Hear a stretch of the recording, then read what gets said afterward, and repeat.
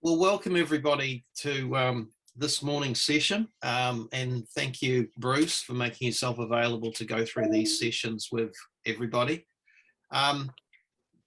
This is the second year in which we've run these sort of Q&A sessions via Zoom, and then we record them and we make them available afterwards on the PSNZ website. And they turn into a very valuable resource for not only people who are considering submitting for the various honours levels this year, but in future. I'm just going to go through a couple little ground rules. Can I ask that everybody please mute their themselves? If you don't know how to do that, it's down in the bottom left-hand corner. That basically helps with as we move through the session, because if you talk or if you move anything, what tends to happen is that grabs you. They think you're the speaker. The way we did question and answer last year worked very well, and that's if you do have a question, can you type it into the chat? Now, the chat you find again at the bottom of the screen. You may have to move your mouse to actually get it. And then both I monitor the chat, and then also Bruce will stop at various points and he will answer what's in the chat if it hasn't already been answered. We found that was the most effective way of actually doing it last year. And it also had the advantage that the chat is actually recorded as well. And so we could actually see afterwards what questions had been covered during the session. And that it again made it very useful afterwards, also for the Honours Board to know what topics had actually been covered. So we've got 3 sessions with Bruce. This morning we start with the Licentiate. We have got the Associate this afternoon, and then tomorrow we've got the Fellowship. But without further ado, I'm going to hand you over to Bruce to start with Licentiate. So welcome, Bruce. Thanks very much, Paul, and welcome everybody. It's always very nice to be able to do these sessions, and I hope they're really useful and helpful for you, and that's the whole intent. So don't be shy and don't hold back in asking questions. I'll be able to answer whatever you want, and if I can't, I will promise to go away and think about it and come back with a proper answer. And if I don't give a proper answer, just keep pushing until you get what you need. And you know, that's completely happy to play open book here. And if things are not clear or vague or don't have very clear answers, in other words, there's a lot of interpretation that is left for you, I will tell you straight up. I won't beat around the bush and pretend that there's an answer to absolutely everything. Just bear with me also, because I've been in bed with a dreadful cold over the week, and so my voice has only just come back. Today's the first time I've been talking, so if I end up in a coughing fit or lose my voice, my apologies. So first of all, I'm chair of the Honours Board, and the Honours Board consists of 6 people from a diverse set of backgrounds, all the way from very creative to quite quirky to nature and documentary, and you know, wide range of different photographic styles. And the importance of the Honours Board is that in combination they have a very big and diverse experience and exposure to photography. So there's not much that you can throw at the Honours Board without them, without us being able to actually work our way through it, because somewhere along the line we've got the experience, and if we don't have the experience, we've seen a lot of photographs, and we've worked very hard at figuring out how to figure out a photograph, if you know what I mean. I was also chair of the judge accreditation panel for a good number of years. I think it was 10 or 12, I can't remember now. So I spent a lot of time evaluating other people's images, and the way in which I've learned to evaluate images and sets over the years has not been about what I think is right or wrong. It is very much about understanding that photography is an expression of somebody's perspective. So your perspective and my perspective on something is going to be very different, because the way I see the world is determined by the way I've been influenced throughout my lifetime, and likewise for you. So sorry guys, there are a few people that are not on mute. Do you mind just pushing your mute button so that we can so we don't hear these noises. So your perspective and my perspective are very different, just because we have different life stories and different experiences in life. So our job as assessors and on the Honours Board is to put aside our own personal preferences in many ways to the best of our ability, and to look at the way the photographs are actually telling their story and how effective they are at doing that. And you don't have to like an image to be able to make that assessment. So I might not like a particular genre, but I should be able to appreciate a really good photograph made in that genre, if you see what I mean. And the way we work as a group of 6, it's an even number, and that's very purposefully designed that way, because when we have all had our time to look at a set, whether it be digital or print, they will go up. There's no conversation whatsoever.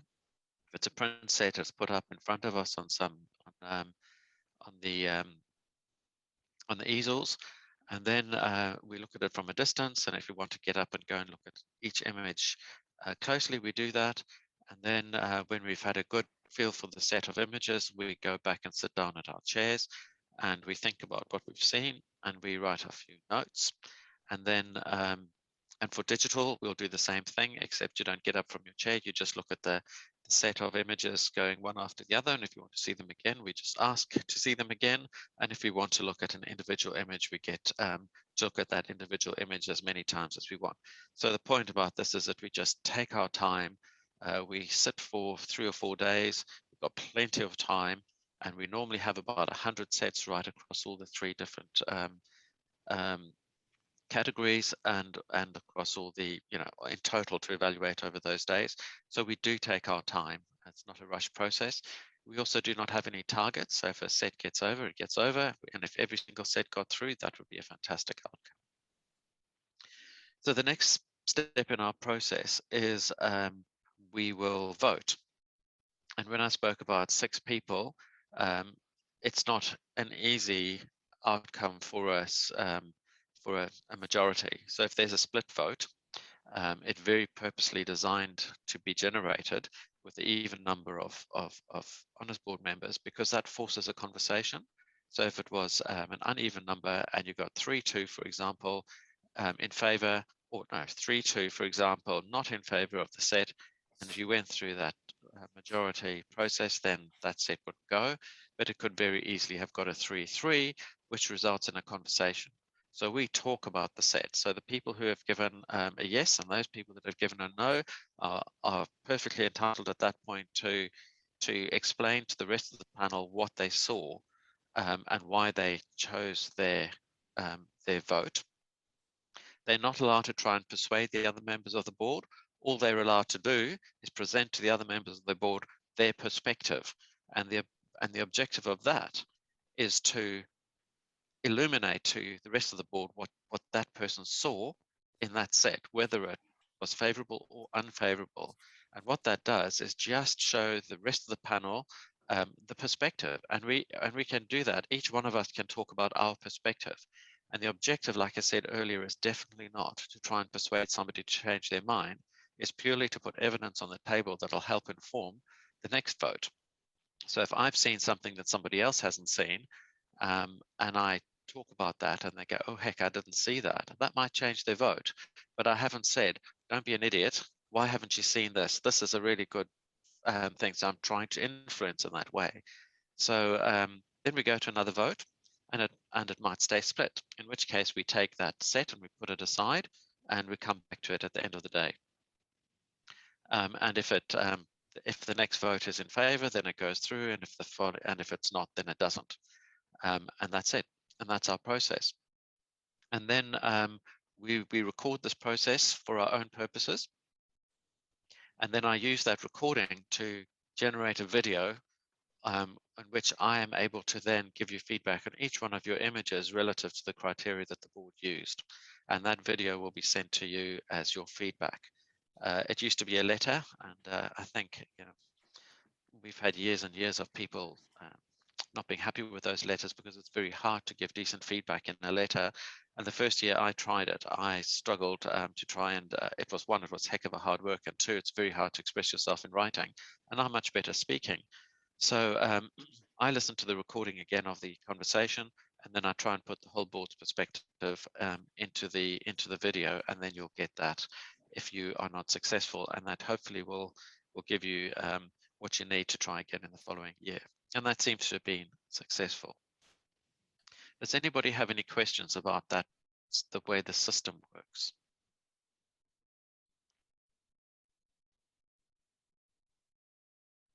Okay. All right. So I think the other thing that I just want to point out before we get into the detail is we have, and PSNZ has over years started developing a whole lot of useful information to help you prepare for your application for honours. And that's in the form of a set of guidelines which sit on the website. If you haven't read those, I think it's really important that you do, because we've spent a lot of time trying to clarify the requirements of those guidelines. And if you don't know where to find them, if you go to the front page of the Photographic Society website and you look for honours and click on that, and then you'll find it on that page. Those guidelines we spent a lot of time clarifying over the last few years, and so please feel free to read those because they're designed to be a really helpful guide. And one of the things we discover mostly when we're doing the evaluations is that it's very clear that people haven't read the guidelines and therefore are not presenting their images in a way that is consistent with what we've asked for. Now, those guidelines are guidelines. They're not terribly prescriptive. They do prescribe a boundary within which to work. And I kind of think of it in these terms. If you put somebody blind on a rugby field, they might think that they're in a big wide open space, and that would terrify the living heck out of them.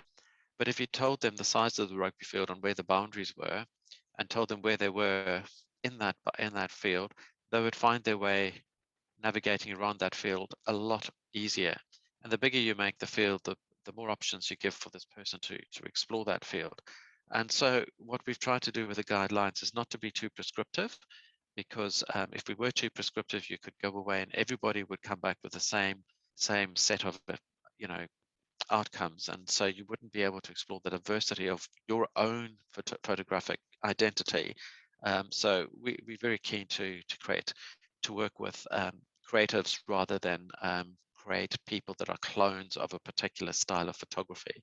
And that's why they're guidelines and not rules. So please feel free to interpret those guidelines in the way that you would like to.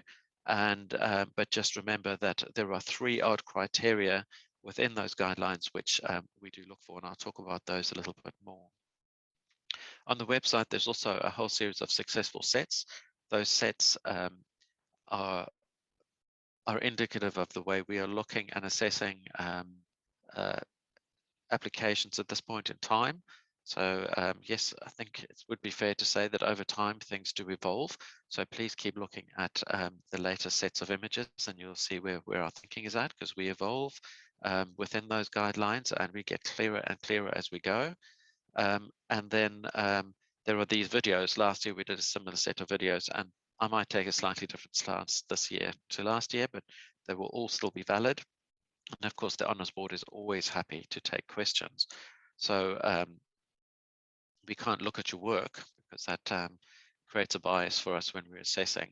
But please feel free to give us a question, give us a call if you want us to help you with the guidelines or if you have any questions in that area.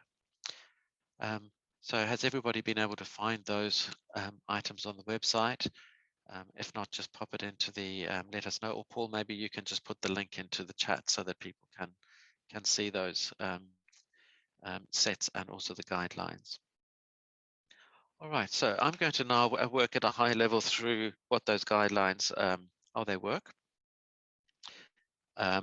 So for the licentiate, we look for 10 images that demonstrate that you can photograph a wide range of genres or subjects by using a range of equipment and camera settings in a variety of situations and conditions that demonstrate your general ability to make photographs. Now that's a bit of a mouthful, and that's come straight out of the guidelines.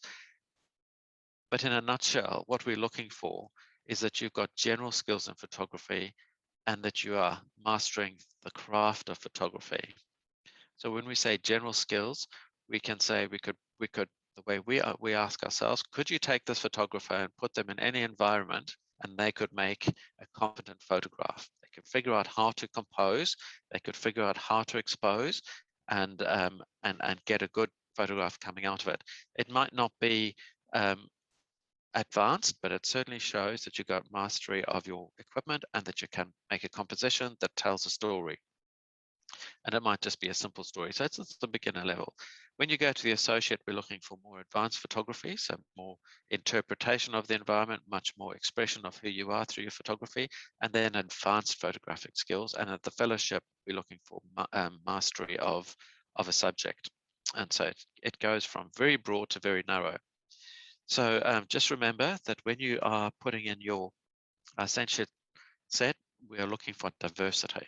So you've heard this word diversity many times, I'm sure, and it does confuse people. But diversity really means that we can answer the question, can we put this photographer in just about any environment? And are we convinced through the set of 10 images that they will be able to make a reasonable photograph in that space, right? And they could use a range of apertures. They could use, they've demonstrated the use of aperture and how that plays into a photograph. They've demonstrated perhaps something about the use of shutter speed, the different lenses, close-ups, and much more wide angle images and everything in between. They can photograph in different lighting conditions. They've demonstrated that they have got versatility across different subject matters and all those sorts of things. Now that might sound like a lot to express in 10 images, but what we're really looking for is enough out of those 10 images to show us that you are competent across quite a wide range of photographic skill sets. And that is how we interpret diversity. So before I move on to the next one, does anybody have any questions about diversity?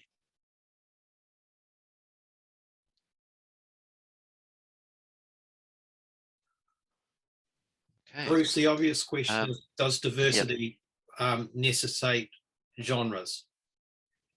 No, it doesn't necessarily have to be genres, but it does help because it does show us that you're able to photograph, just for argument's sake, in nature, in the streets. You could take a portrait, and all of those things show diversity and versatility and your ability to take your skills and apply them to different environments. So it does help, but the way you demonstrate diversity is very broad. So I've outlined a whole number of things you can do to demonstrate diversity. If you try to do all of them in 10 photographs, you'd do your head in. So choose carefully. You've got 10 up to 10 photographs to show that you are diverse. You could use a portrait to show that you can master lighting and depth of field, for example, and composition to show that you can bring out the essence of a characteristic of a person or an animal or anything. You could use natural light in a fungi, photographing a fungi, for example, which again shows that you're able to get a really good exposure. You're able to show the essential characteristics of the fungus that you're photographing, and that you can use depth of field, and you can separate something out from the background. And then you can go for a landscape that shows that you've got mastery of wide angle and apertures which are appropriate to that environment. And then you can throw a twist on any one of those by breaking the rules and showing us that you can think a little bit creatively in your thinking around the use of these tools. So, it's that kind of thinking that we're looking for. And again, I'm not going to be too prescriptive because how you choose to do that with your set is really important, because there's another aspect to the set that we look at, and that is the portfolio. So you will have heard that we look for a set that holds together. So how you choose to express your diversity also helps you to build your portfolio. And that's the look and feel of the body of work. So for a set of prints, we want this set of prints to look like it's meant to be together rather than a set of 10 individual images. And so the question is, how do you make a set look as if it should be a set of images that are all together? And I think sitting behind Paul's questions in many ways is that if you have consistency of theme, for instance, one genre, it's a lot easier to make your set look like it's meant to be together, but that might compromise your diversity. So the way you might think about this is to say, instead of one genre, can I think through tones, lines, colors, brightness, and all those things and how they work together? So you might take your lighter images at the beginning and work off to your darker images through your set. Or you might sort of move from one color tone to the next in a gentle progression. Or you might have a series of lines or shapes that take you through the set that makes it look as if you thought that the set must work together. Or you can structure your set in a way that that the compositions work in an interesting way. So we'll get to looking at some of the successful associate sets in a few minutes, and I'll illustrate to you how people have thought about putting their sets together. And the other aspect that we look for is, of course, your photographic competence. And what we're looking for at the licentiate level is beginner. It's the beginner level. It's your first step on the ladder. So we need to be able to see that you can expose an image properly. You can use lighting properly. We are looking for you to be in control of all the controls in your photographs, so in your camera. So if you've got a focal point and it needs to be in focus, that it is in focus, and you've thought about that, and that you've got compositional skills. So you are starting to put the different visual elements of the composition into the right places, and that they're working with each other to help highlight what the story is that you're trying to demonstrate through your image. But it doesn't have to be highly evolved. It needs to be competent. And the first part of that journey, as I said. Any questions before I move to the next bit? Oh, there we go. How about balance between portrait and landscape framing in the 10 photos? Should there all be one or the other? Greg, honestly, we get every manner of combinations. So you could, for example, have 2 portraits on either end of a line and landscapes in between. Or you could have landscapes on either end of a line and portraits in between. Or you could alternate, and you could create patterns within your whole set. So if you have 2 rows of 5, for example, and you alternated them and created this diagonal thing going on like a checkerboard, people think of all sorts of interesting ways in which they can do it. So there are no rules at all. There should just be an element of consistency, so that it looks as if it's been thought about rather than just randomly generated, if you know what I mean. Hope that's helpful. Yes, they could all be the same. They could, yep, absolutely, Peggy, that's absolutely fine. Yep. Great. All right, so I think there are 3 categories. There's open, nature, and wildlife. Now, open, you can use any subject matter that you like. And that gives you a blank slate, really, to work from. And you can be as creative as you like. Nature tends to be nature in focus. So that could be animals, plants, landscapes, landforms, weather patterns, anything to do with nature that's demonstrating a feature of nature. And then there's wildlife, and wildlife is much more constrained. It is about wildlife, it's about the animals and their behavior. And in those 2 categories, our assessment is much more about the storytelling in the image, because they are very much more a documentary style. Of course, we look for all your competence in camera use. We're looking for as much diversity as you can muster in that particular genre. but the storytelling needs to come to the fore.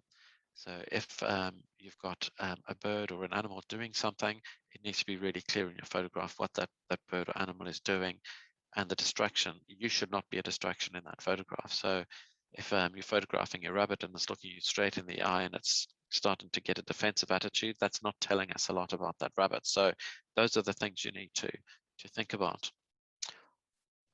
All right. Heather, post-processing, how much is permitted? In nature and wildlife, very little. I think in nature, a little bit more than in wildlife. Wildlife is very representative and very true to what's there. Open, it is up to you. The only advice that I would give to you is don't make the post-processing the feature of your set, because then we will be focusing on the post-processing and the flaws in that, as opposed to the photography, which the post-processing complements or brings out the story that you are trying to tell.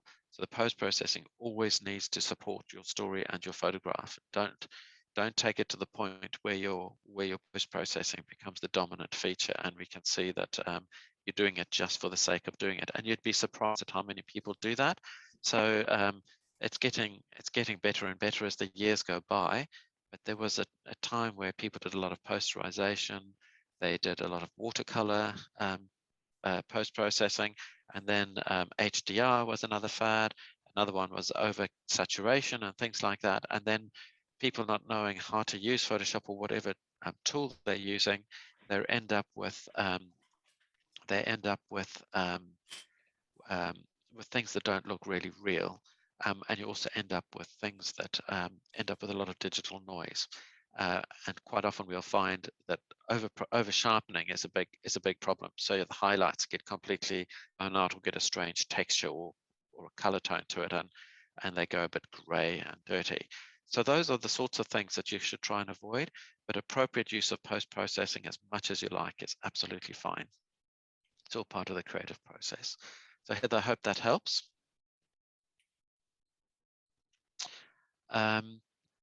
So Tim, how about composites, either using textures or sky replacement? Paul, you need to correct me, but my understanding, composites are absolutely fine, but we're heading to the space where getting the composite sky or texture or whatnot off a website and downloading it and then applying it is not really where we're looking at. We're much more excited in people using their own. So, think it through, make your own textures, make your own skies, make them appropriate, and then fit them in quite well. That's fine. But to be honest with you, if the photograph looks really well, it's hard for us to know whether you've used something bought or whether you've made it yourself. So it's good faith here. Paul? Yeah, the the key thing is really, if you have a look at all the criteria on the national exhibition or any other competitions, I posted the link to the definitions, which pretty much allows for what is allowed in nature and wildlife for the processing. In terms of composites, the key is that all of the work in the image should be yours. So you can't go and buy stock images and build a composite with it, because that doesn't actually reflect your own work. Yeah, and I think that's a principle, the basic principle that sits behind all of this is that we are evaluating your work, and there's a lot of good faith in that you are presenting your work and you are not copying other people's work or pulling in elements of photography which were not made in your camera. So, that's the spirit in which the honor system and all of our competitions work in our exhibitions. All right. Should we have a look at a couple of sets, unless anybody wants to ask any questions about detail? There is another question there from Greg about using borders frames. There we go. All right, so Greg, can we use borders frames on our 10 photos or some of them, or should we submit them without borders? Greg, again, going back to basic principle, if you think that a border is really going to, or a frame is really going to enhance your photography and it's the style that you want to present, then by all means use them. We don't have any expectation that you should or you shouldn't. All we will evaluate is what we see and how it works. And so if you're happy with it and that's what you want to present, then I think we'd all be very, very happy with it if it works. I think the word there would be consistent. Yeah, because the set you're has not, to hang together. Yeah, so even if you're not consistent, there needs to be method in your inconsistency, if you see what I mean. So uniformity does work quite well, but not everybody wants to be uniform. So if you're going to be have a variation, it's a bit like the answer that I gave to the to whether you should use frames, portrait or landscape images. It's just the way in which you use them and the way you combine them that I think is important. So work your way around that and see if that works for you. Les, can the set be all monochrome? Of course it can. And it could all be color, or it could be a combination of the two. And it's just the way you combine them to give you the way the set holds together, which is important. And you'll see, I think you'll see in the on our website that it's not uncommon that people combine color and black and white and monochrome. What's nice about that is it shows that it adds to diversity. It adds to your demonstration that you've got mastery or competence across a wide range of photographic skills. Okay. All right. Hopefully that answers those questions, but please keep them coming. That's all good. So I think I'm going to go now to some sets. Let me just get this right.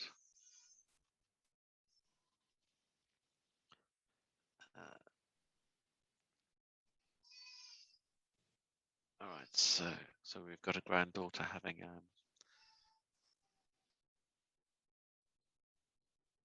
okay, assisting members on the sets. Oh, it's work in progress. They're not up yet, Paul. Are they not? The ones from the year before should be. No, members on the sets. It says work in progress. The last time I looked, they were up. Okay. If you go to the main page under PSNZ Honours, and then you've got the example licentiate sets, and they're there.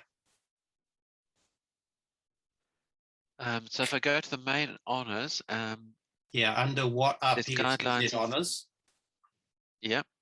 And then literally you've got you've got links there for the three for example sets. You click on one of those, then you'll start with the 2021 digitals. Okay, can you just pop a link into the chat, and then people can also jump onto that? Yeah. Do you want to share your screen? That's probably I will, but I still haven't found your link. That's part of it is also getting me to it quickly. Okay. What I might do is, why don't I share my screen? Yep. And then you can tell me which ones you want to go to. So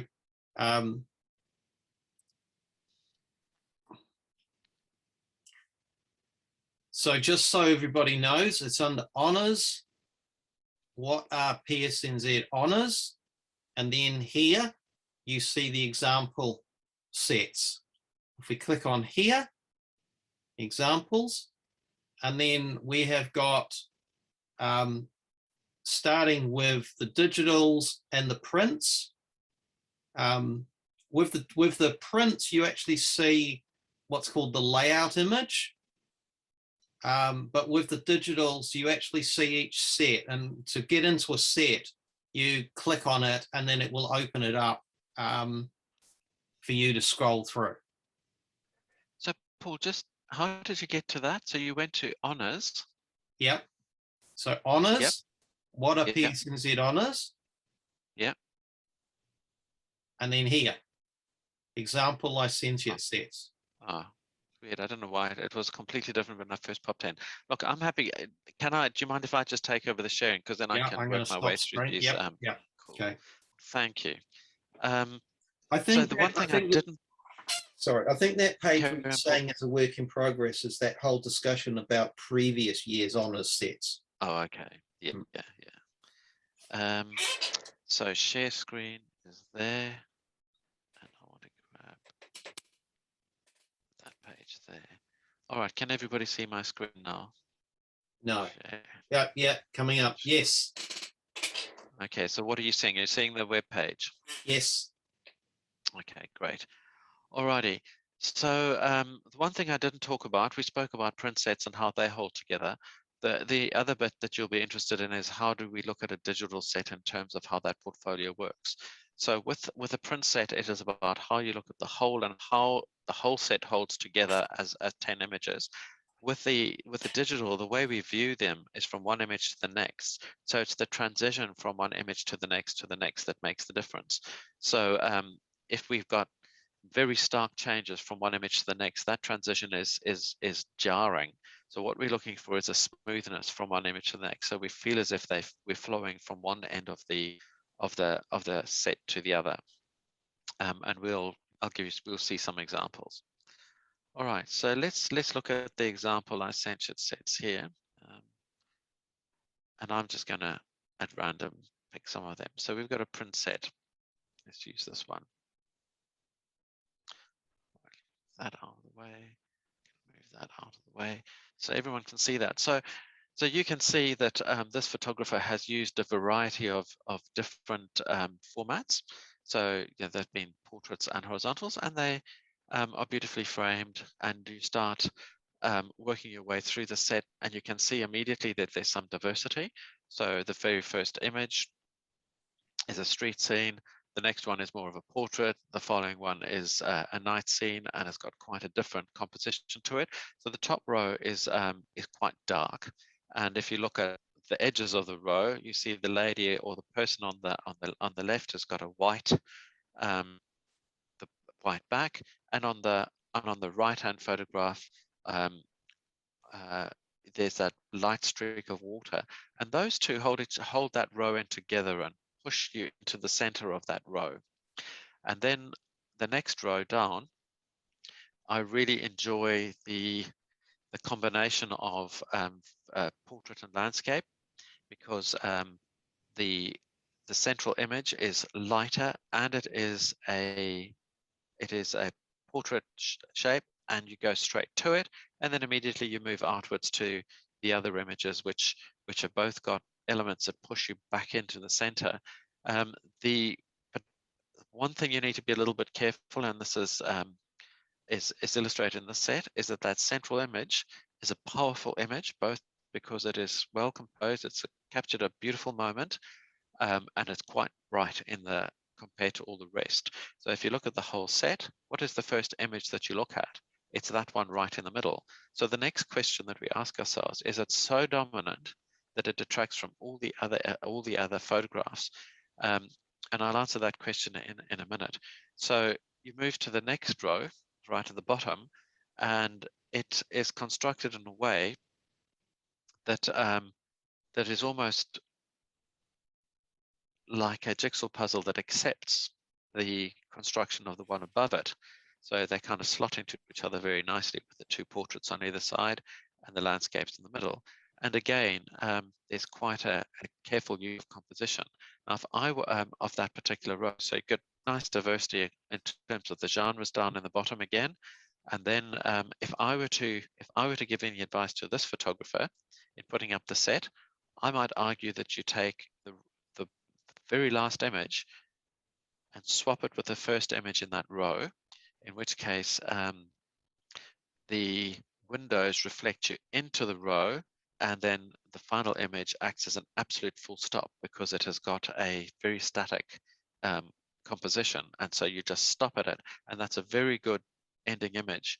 And so going back to the central image, your eye does go to it, but what we found is once your eye goes to it, you then start to revolve around it by looking at the images all the way around, starting potentially at the top.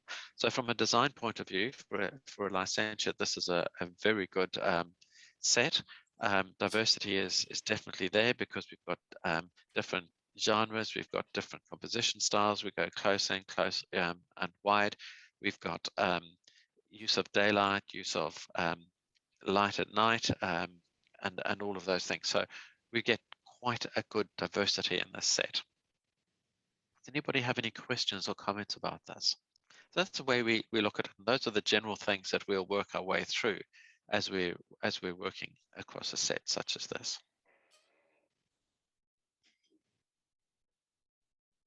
Okay, we can always come back to this if you have questions later on.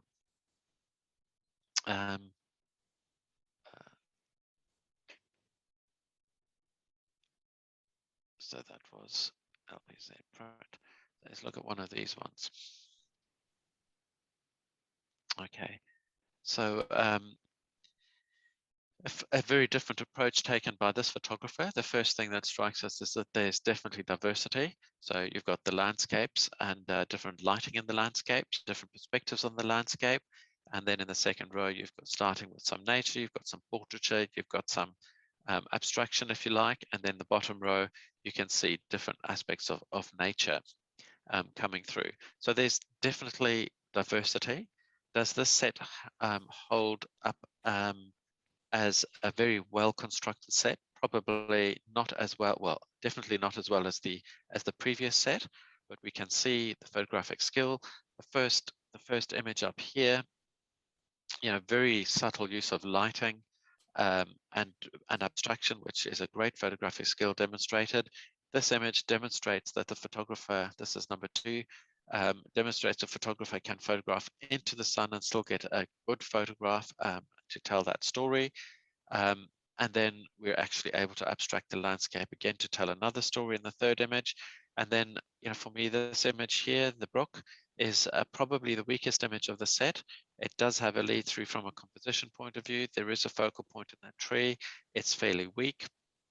So given the strength of all the other images in this set, it's probably the weaker one. Is it too weak to upset the whole set? Depends very much on the strength of all the other images. So this image here of the portrait, it's well lit. The perspective is interesting. It tells a story of somebody looking up from their book. The environment is great. The authenticity of the person being dressed here as my uncle comes across really well.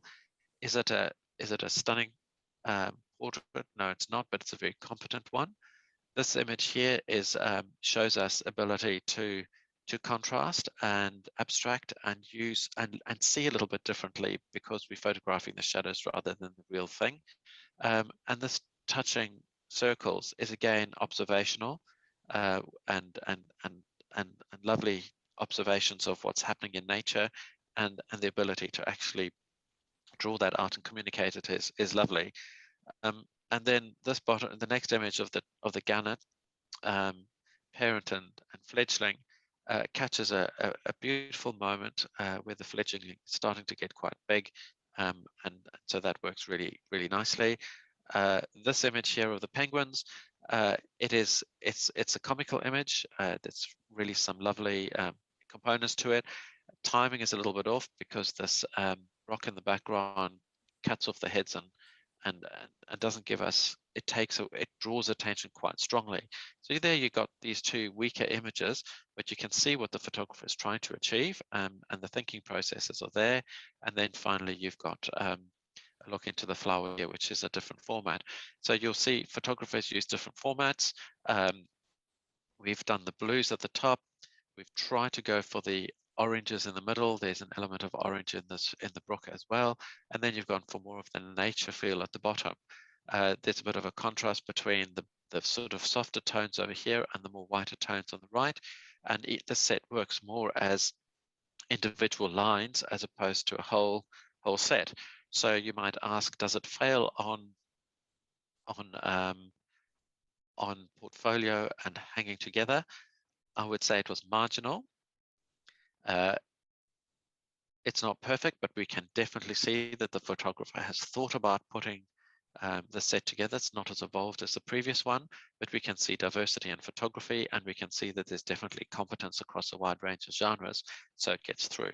So if you expect everything to be absolutely perfect for the Honours Board, I think it doesn't. It needs to pass a certain threshold, and some sets will get just over the threshold and other sets will get well over the threshold.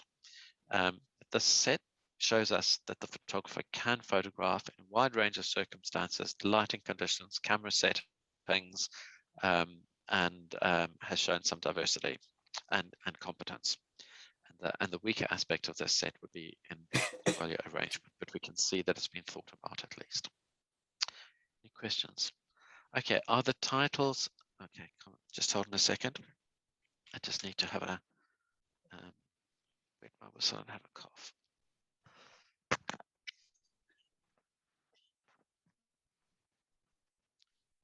Right, are we looking for one story? Let's just go back up here. Okay, so Janet, sorry, let's go back to, I'll come back to that, Janet. Let's finish this set and then I'll go back to the previous set for you. David, are you looking for one story? No, we're not looking for one story. We're looking for a cohesive set of images that work together, and each set could tell a very different story.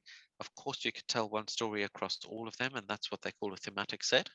And that has been confusing in the past because a thematic set can be very confusing in that diversity is harder to achieve with a thematic set.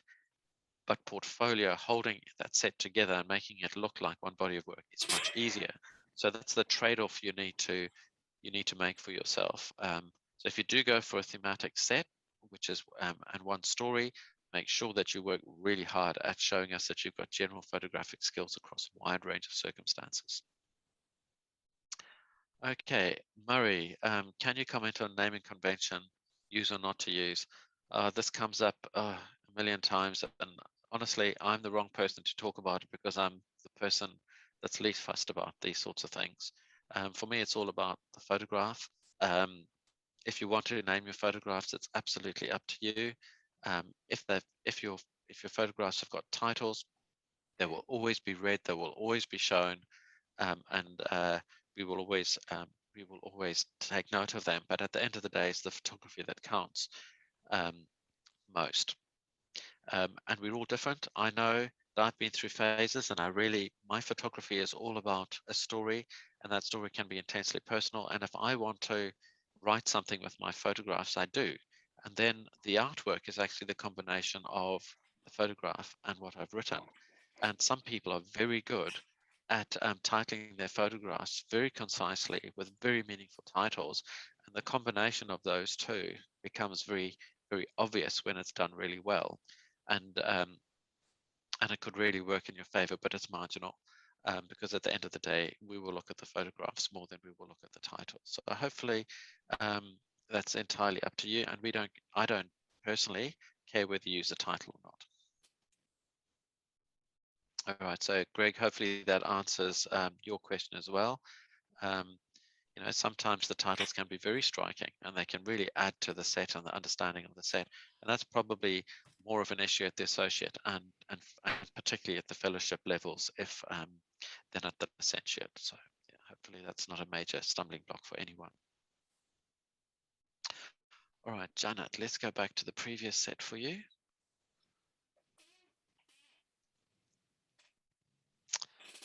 So we looked at this one, right? So Janet, if you look at this bottom image here, see how the windows point outwards. So when your eye goes to these windows, you tend to want to move in this direction and away from the set. If we took this set and this image and we plonked it over here, what it would do, it would point you into these images here and you'd run down the line. And if this image was at the other end, because you've got this horizontal and vertical in that image, it would just stop you because it's a very static. When you look at it, you just go boom, you stop and your eye stops in the image. And if this photographer had put it on this side, then it would have been a full stop at the end of the set, and this image would have pushed you into the line and then stopped you at that full stop, which is very, very smart portfolio composition. So yeah, but it's not a showstopper at this level. So that's just feedback. At the associate level, that would have been not necessarily a showstopper, but something we would have probably spoken about quite a lot. Hope that helps. All right, so we'll look at another set. Done that one. I've done that one. All right, so this set again uses a combination of formats. Let's just go back to this set here. Oh, no, doing a terrible job here. If we go back to this set here, this set does look a little bit messy in the different formats because they're not even the same on a row. So there were lots of things about this set that would have generated some conversation around portfolio. So consistency is important, but make sure your photography really sticks out.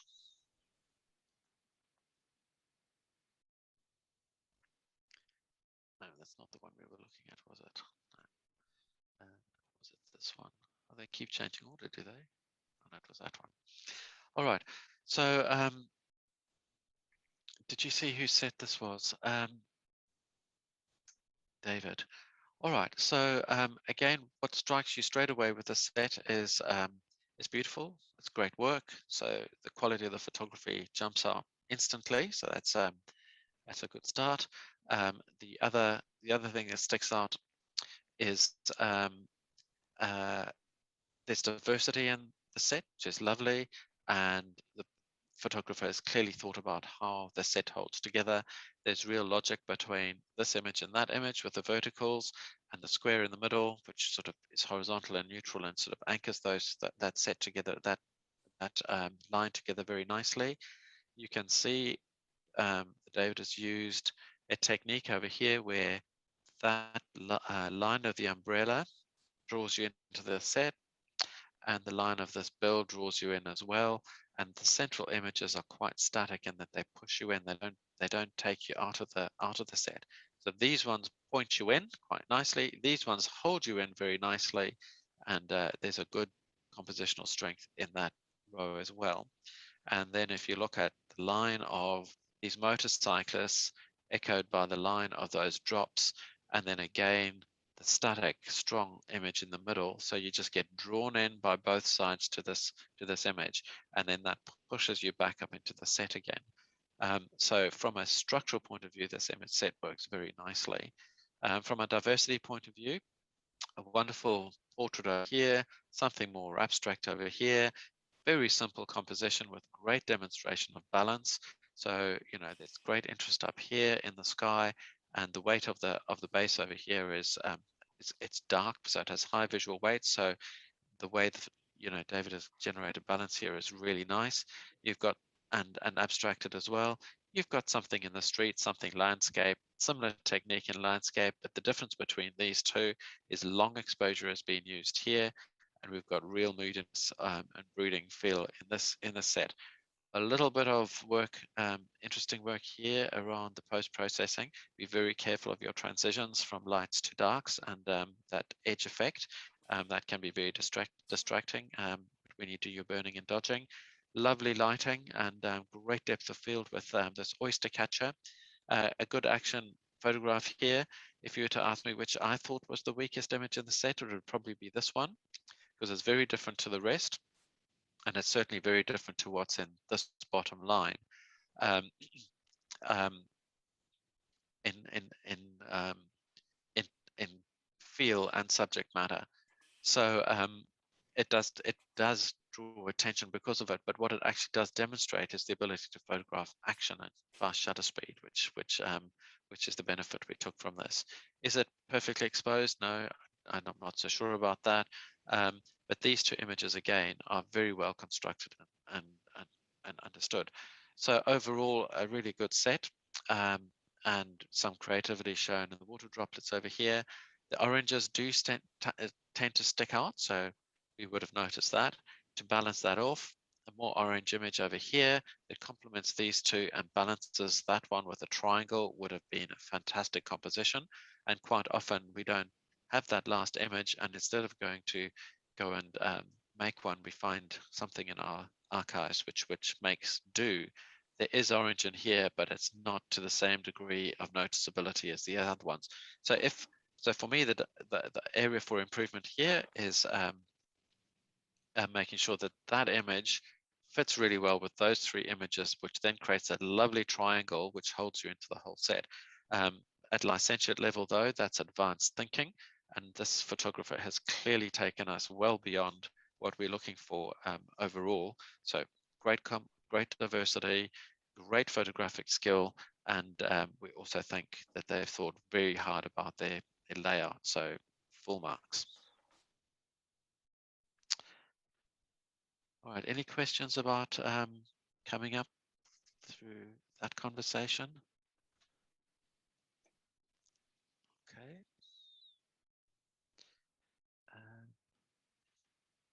So Mark, there's a different layout over here. So we've got 2 rows instead of 3 rows. Again, the first thing that that you notice when you look at the set is the diversity, and the other thing is the quality of the imagery. They're all really good, and from our point of view, this set and the previous set, very high standard for the licentiate.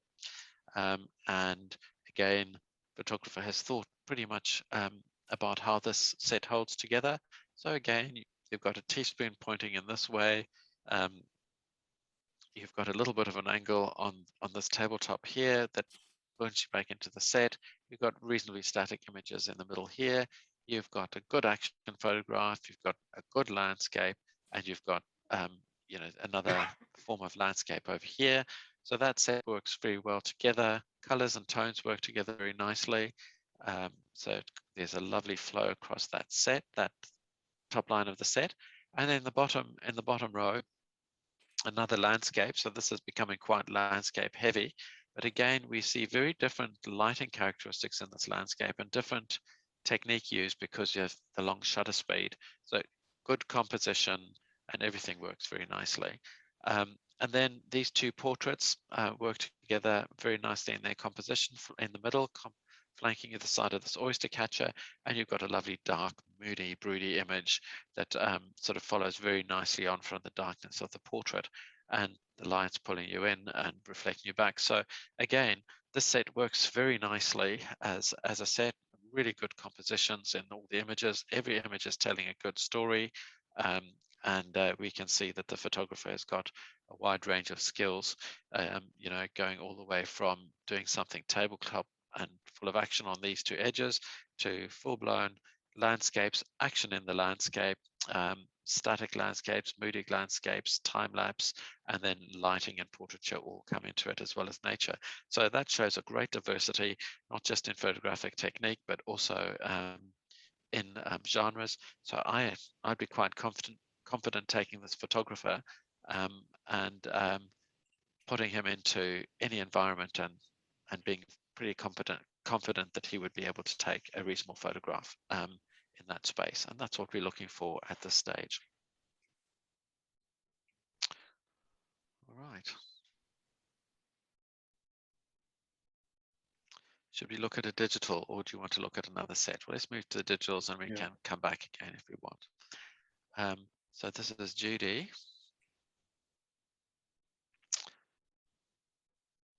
Okay, so the way we look at these sets is from one to the other, and it'll play its way through. We'll do it once, and then we'll do it again.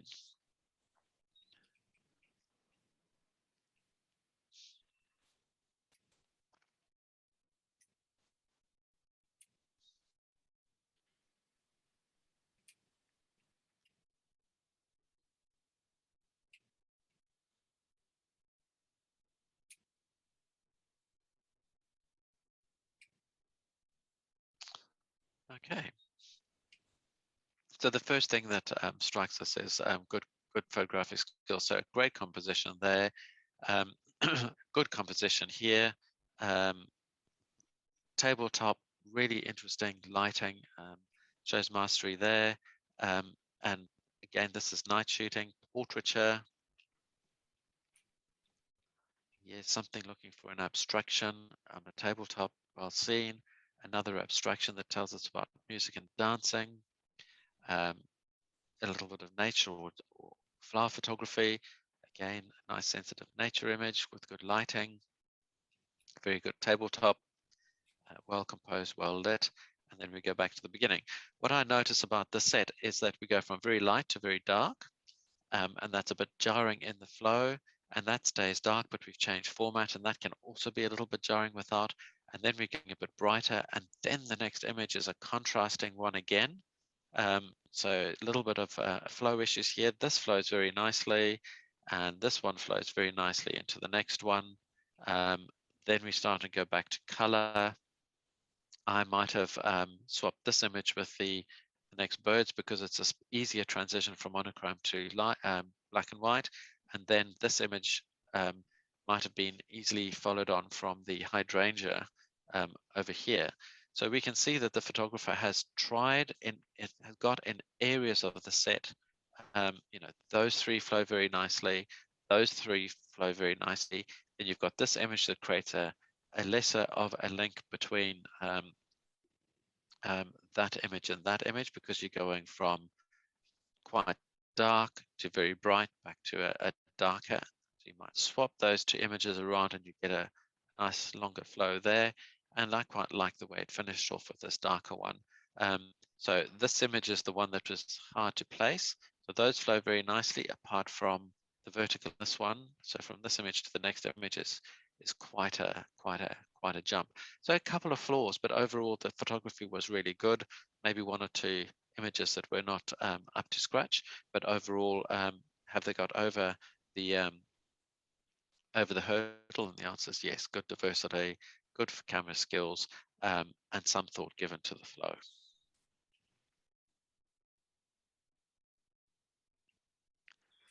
Bruce, there's a question Bills. here. Yep. I think Oh, there we go. is getting a little bit confused that the digital sets are displayed one at a time. They're not in a, Yes. what we're seeing on here is actually a slideshow that's created the transitions. When the Honours Board assess, there are no transitions. No, there are no transitions, but we're not, so we want to really look at the movement from one image to the other. So, Paul, I'm not getting any questions coming up onto my board. The last one I've got is from Greg about titles. Yeah, it just came up from Barb. Looks like there is an overlap in the transition. Third image, is it always this long? No. This is just for the website, I think. Yeah. The Honours Board looks at these images one to the other with no third image in between. All right. So we'll start this one again. So again, beautiful composition, nice transition of colors, even though it's gone to a different format, and that format's back again with the same colors.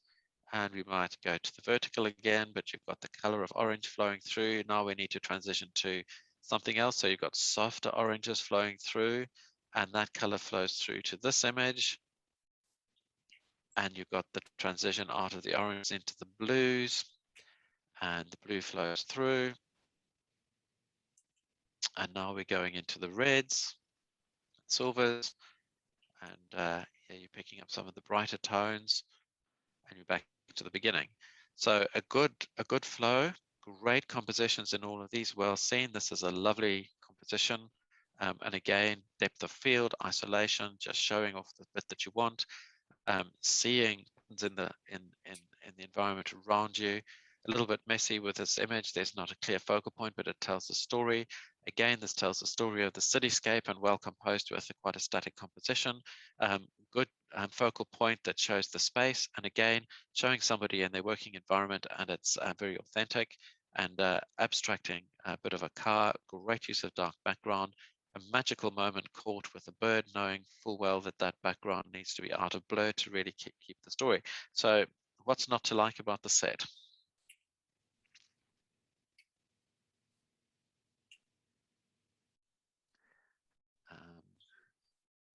Let's try this one. So Greg, Richard, I'll answer that question for you. Again, what you're seeing here is just the plugin that we've actually used for the website for digital sets. the Honours Board are viewing these images on a 65-inch high definition television, screen, yeah. and they're only viewing them one at a time. They don't, for the layout images are not viewed by the Honours Board. In print set, the layout image is used to make certain that the helpers are sticking the pictures up in the right order. And in this one, it's just the particular plugin that's being used for the website that's generating those little thumbnails down the bottom. Yeah. The only time, Greg, that we do look at those thumbnails, so we ask you to give us thumbnails, and that does come up at the very end of the set of images, and the projectionist will stop us there, because if we want to go and look at an individual image again, we use those thumbnails to guide us to where we would like to go back to. But it's not part of the submission at all. And one of the things that we have observed is that when people give us thumbnails for digital, they try and set them out in a way that reflects a print layout. Now, we are not looking for a print layout for digital, so it's a really good question that you've asked, because I probably would have forgotten to mention this point. Is when you give us your thumbnails, give them to us in a straight line, or give them to us with 3 or 4 in a line, so that they're big enough for us to be able to see, but don't arrange them in a way that you might arrange a print set, because that gives, well, I take away from that you're trying to arrange your digital set in the same way that you might arrange a print set, which is not what we're looking for. What we're looking for is a transition from one image to the other in a linear fashion. So it's probably best to just give us your images in a straight line as a set of thumbnails for us to refer to.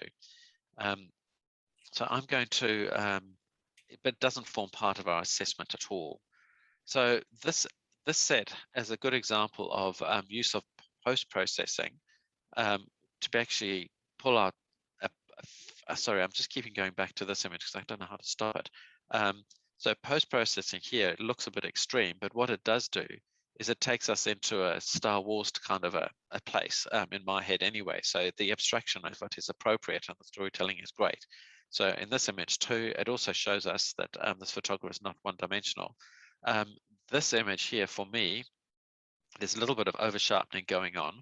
You can see that in the finer bits of the grass and on the edges, and it's almost gone too far. And I can't always see the purpose of this kind of over processing to this kind of image. Apart from it creates a link between the previous one. But for me, this is gone a touch too far, and I don't really understand the purpose of it. So that goes back to the questions that were asked earlier. So just be mindful of that. This image sort of flows very nicely from the previous one and shows that this photographer can clearly capture the feeling and essence of autumn with those leaves and those lovely shadows leading up to a pub table. And for me, I can just imagine sitting in that lovely sun warmth of autumn. This image, again, you can see the lines from this image flow through into the lines in the chest of this image, which is really well done. And again, it shows us the detail of this animal, of this bird, really nicely. And the transitions so far have been really nice. So you go from that bird to this portrait, and you can see that you've got a little bit of a strong, the compositions work very nicely and the face fits in the right place, but you're going from dark tones to bright tones, but you still got a lovely natural portrait that's beautifully lit and a lovely soft background, and it's just beautiful.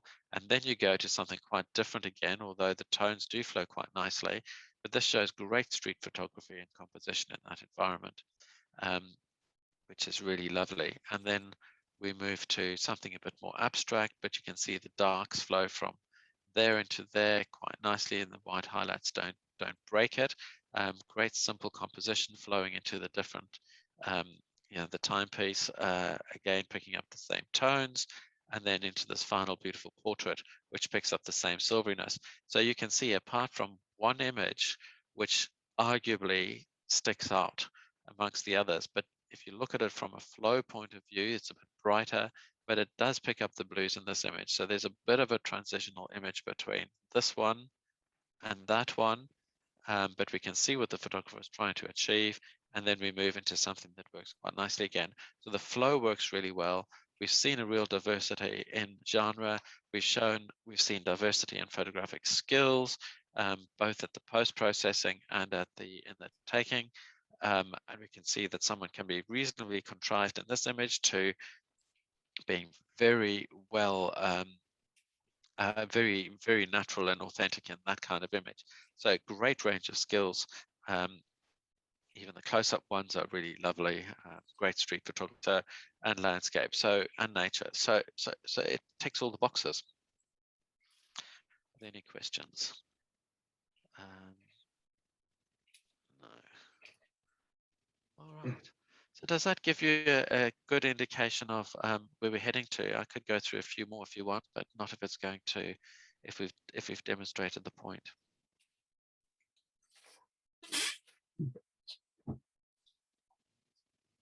Okay. So any specific questions or questions of clarification? Because and I'm quite happy if we move away from the written questions now to more of a discussion, Paul, if that's okay with you. Yep, that's fine. Okay. So Is it a good idea to have a dark image as a full stop at the end? So Janet, it doesn't matter, to be honest, because you could use a light image as a full stop. It just depends on how you flow, and how that works with all the rest of the all the rest of the images. So there's no hard and fast rule at all here. All right. So if you want to ask questions verbally, that's also fine. Happy to go for a bit of a discussion. Paul, if that doesn't upset your recording. No, that's okay. Do you want to go, if you want to stop screen sharing? Oh, yes, I'll do that. And then people can... we can see people. Yep. Yeah, we can see people. Right. So I can't see everybody, but we can see a lot of people. Okay, so you've got two questions. One from Murray. Yeah, I just saw that. Yep. Yeah. So Murray, do you have a recommendation of the print size for the print set? No, not really, because everybody's works at different sizes, and you might view your work in a particular way. I quite like a square format, and I quite like my print's quite small, but that suits my style. So whatever you do, just work that through, and also look at the guidelines, Murray, because the guidelines have got a maximum size for the images, and the only reason, or the mats, and the only reason for that is that the easels that we've got can only accept a certain size, so it makes displaying them really quite hard if you go outside of that size. And certainly for a licentiate, there's no real reason to go outside of that maximum size in order to give us a feel of your competencies. So it's up to you really, but don't go too small that we can't see the images and it's hard to enjoy them. So it's whatever's appropriate for your work. The other thing I would add with that is that what we're talking about is the maximum size, the physical size of the image, but effectively it's the back. There's no requirement that your images are matted, but they have to be mounted. So if you block mounted, and while it's not typical at the L level, at the A and the fellowship level, we've seen different materials used. Some people have printed on wood. It's literally with the set, it's how you want to present it. So don't necessarily think that it has to be a traditional 8:12 style image in a 20 by 30 centimeter with a back mat, a front mat board, hinge stuff. Yeah. Is there any? So, sorry, just to ask a question then. Just following on from that. Sorry, is there with regard to matte color or anything like? I mean, obviously it's got to fit within the way the thing flows, but no. Again, suggestions? No, Murray, absolutely no, nothing there. Whatever works for your photography, whatever your preference is. Only thing I would warn against is if you give us a bright pink mat with a bunch of images that don't fit a bright pink mat, and all we see are the bright pink mats, it's probably not going to do you any favors. So just think about that from a you know, the main story has to be the imagery, not the mats. And if the mats are complementing your imagery, they still need to be the background, not the foreground. They need to be, it's the photographer first and foremost. L's and A's. Can you submit for L's and A's at the same time? No, you can't. And do you know who the photographer is at the time of judging? Well, actually, one of the things that the Honours Board is really keen on is anonymity, because New Zealand is a very small place and people know a lot of people, and certainly the Honours Board's members tend to be pretty active, so they will know a lot of people. So the name is never made known to the Honours Board. The only time we get to know the names is once the final successful applicants are sent off to the council for ratification. It's only at that point that we know who was successful. So our secretary is very careful to make sure that anybody who has applied that wasn't successful, the only people that get to know those names is likely to, it will be the secretary, because she has to know, and then me, because I like to address my feedback to a real person. So it's the only time those names ever get known, unless of course you choose, if you didn't succeed, to let other people know and share your learnings and your feedback with those others.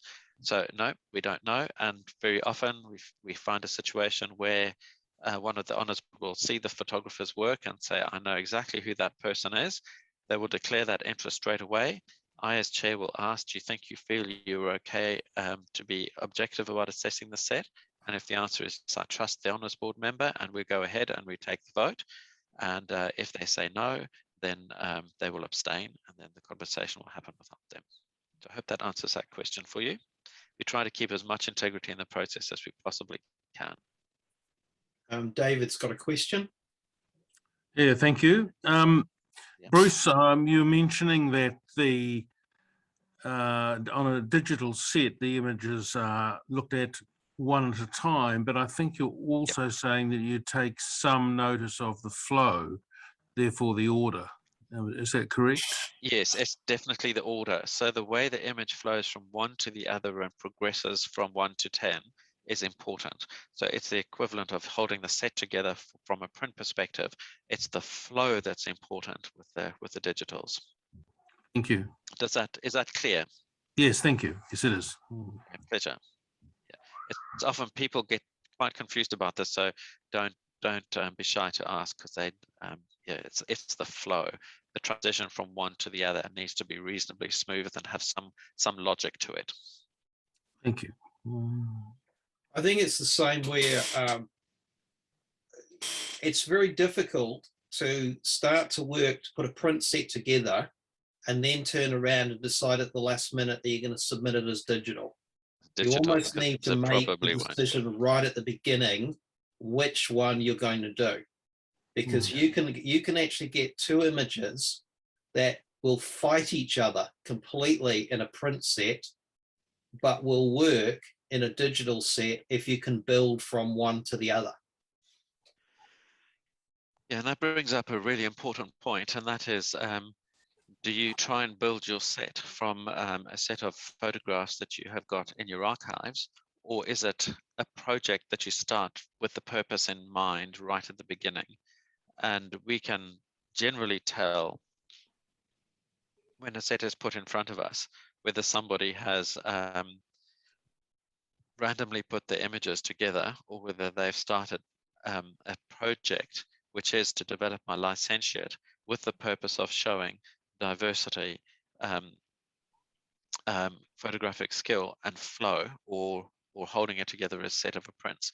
If you start with those things in mind and then go out and make your photographs to achieve those outcomes, those sets tend to be very, very obvious when we look at them on the day.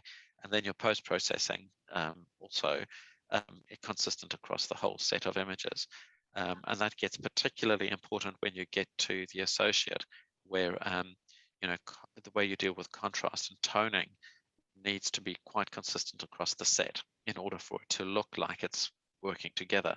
So it's always, in my view, quite handy to start off with a new project rather than try and build your set from a set of images that are already existing.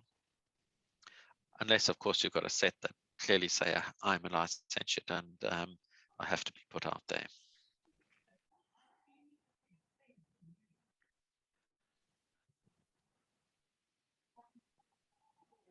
All right. No more hands up. So, Paul, we've done almost an hour and a half, which I think is good going. Yep. So I'm happy to call it at that. But thank you very much, everybody. It's been very nice to have a good crew, and always makes it worthwhile if a good number of people show up. So that's from my point of view. I really appreciate that. Thank you very much. That's good. Thank you. Now, just some simple logistics about the honours sets.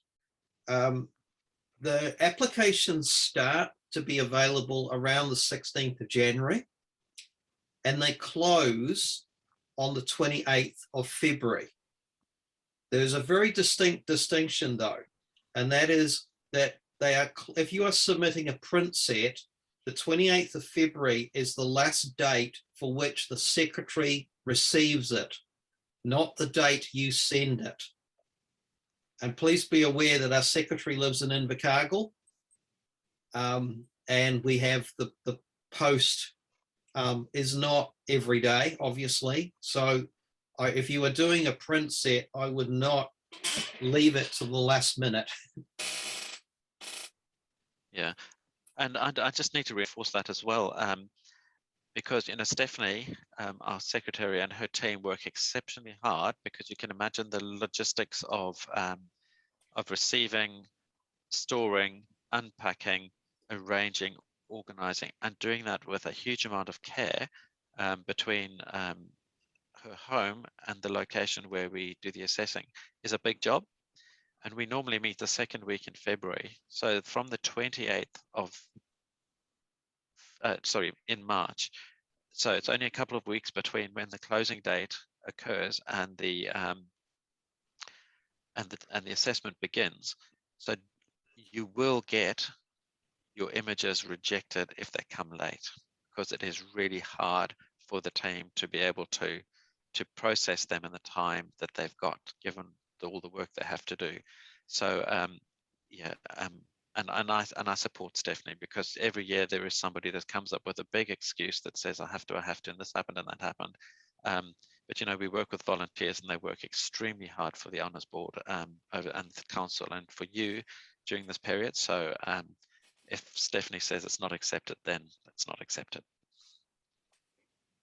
And the other thing that makes life a lot easier for them as well is when you are packing your sets, the teams pay a lot of attention to looking after your imagery, and it is very hard for them to look after your work if you use sellotape, because it sticks to everything once it's been undone. So try not to use that, but go to the guidelines, and it gives you a whole bunch of packing instructions, and they read them really carefully. We've worked at the guidelines. They are really clear. And if you find something in there that's not clear, just let us know and we will clarify it some more. But in terms of packing, sending off all of your work, there's some really good instructions in there, and please stick to them.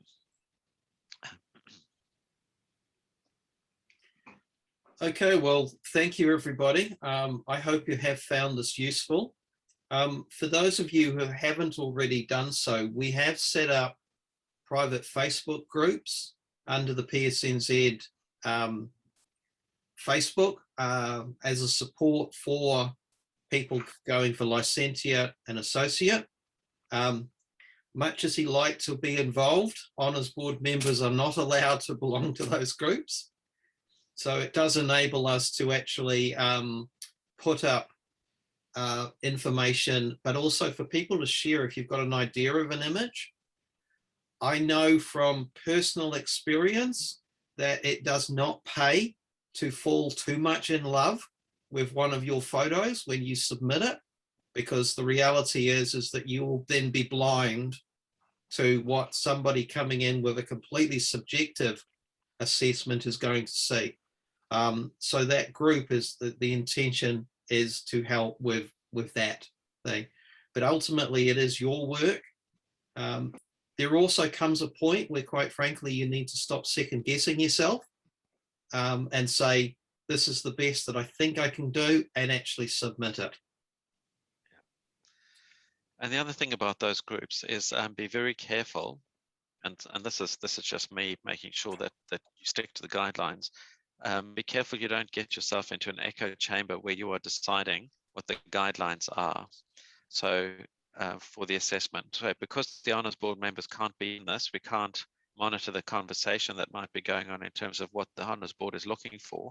So at the very heart of everything, please make sure that you use the guidelines, because at the beginning of every Honours Board session, I spend a whole afternoon with the Honours Board working through the way we are going to assess the images and making sure that we all fully understand the guidelines and the application of those guidelines. So when we are looking at your images, the guidelines are the absolute foundation of our decision making. So when you are working in those groups, make sure that your discussion around what may or may not work is centered around the guidelines, not about what we may or may not think. And if you have any questions about the guidelines, just ask us. That's where we can help. Yeah.